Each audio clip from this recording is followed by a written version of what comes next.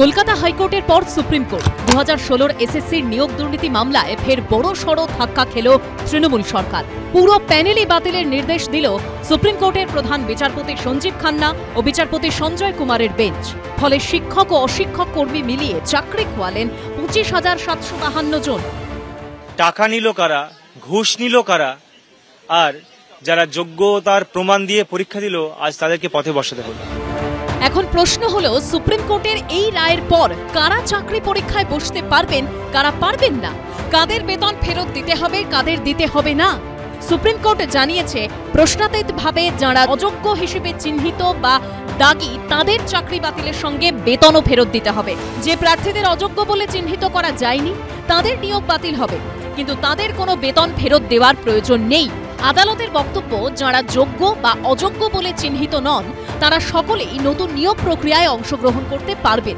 এক্ষেত্রে বয়সে ছাড়ের কথাও রায়ের প্রতিলিপিতে উল্লেখ করা হয়েছে। সর্বোচ্চ আদালতের মন্তব্য, আমাদের মতে এটাই ন্যায্য, এটাই হওয়া উচিত। এতে তারা আবার নিয়োগ প্রক্রিয়ায় অংশ নিতে পারবেন। দেখুন, সরকার যদি দুর্নীতি না করত তাহলে তো আজকে এই দিনটা দেখতে হতো না। খুন করলে একজন আর শাস্তি হবে আরেকজনের। বিশেষভাবে সক্ষমদের ক্ষেত্রে কি হবে? সুপ্রিম কোর্ট জানিয়েছে, তাদের কাজ চালিয়ে যাওয়ার অনুমতি দেওয়া হবে এবং নতুন বাছাই প্রক্রিয়া এবং নিয়োগ সম্পূর্ণ না হওয়া পর্যন্ত বেতন পাবে। বিশেষভাবে সক্ষম প্রার্থীদের নতুন নিয়োগ প্রক্রিয়ায় অংশগ্রহণ করার অনুমতি দেওয়া হবে, যদি প্রয়োজন হয় বয়স এবং অন্যান্য ছাড় সহ। দুর্নীতি না করেও দুর্নীতির দায়ে এত বছর চাকরি করেও চাকরি হারা। অন্যদিকে অতিরিক্ত শূন্যপদ তৈরি নিয়ে হাইকোর্টের সিবিআই তদন্তের নির্দেশ যেখানে স্থগিতাদেশ দিয়েছিল সুপ্রিম কোর্ট, তার ভবিষ্যৎ কি? সেই তদন্ত কি করবে সিবিআই? 8 তারিখ সুপ্রিম কোর্টে এই মামলার শুনানি। সরকারের অপরাধের জন্য, অপদার্থতার জন্য, চুরি এবং লুঠের ব্যবস্থার জন্য, দুর্নীতির জন্য সাধারণ যোগ্য স্বচ্ছ চাকরি যারা পেয়েছিলেন তাদের আগে বিপদে পড়তে হলো। এ দায় 100% সরকার। একদল দুর্নীতি করলো, হেভিওয়েটরা মদত দিল, আর যোগ্যরা পথে বসলো। এ নিয়েই এখন জোর বিতর্ক। কৃষ্ণেন্দু অধিকারী, সৌমিত্র রায় ও পার্থপ্রতিম ঘোষের রিপোর্ট, এবিপি আনন্দ।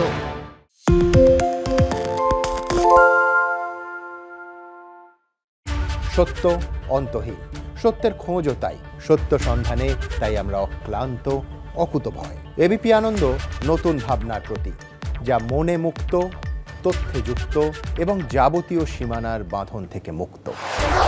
সীমা না শব্দটির মধ্যে লুকিয়ে আছে মানা শব্দটি, যেন চোখ রাঙানি এক অদৃশ্য বেড়াজাল, যা আটকে রাখে আমাদের এক ছোট্ট গণ্ডির মধ্যে। একমাত্র সঠিক খবরই গড়ে তুলবে এক মুক্ত সমাজ। সেই জগৎ গড়ার লক্ষ্যে কোনো সীমানার ঠুকুটি আমরা মানব না। এবিপি আনন্দ এগিয়ে থাকে, এগিয়ে রাখে।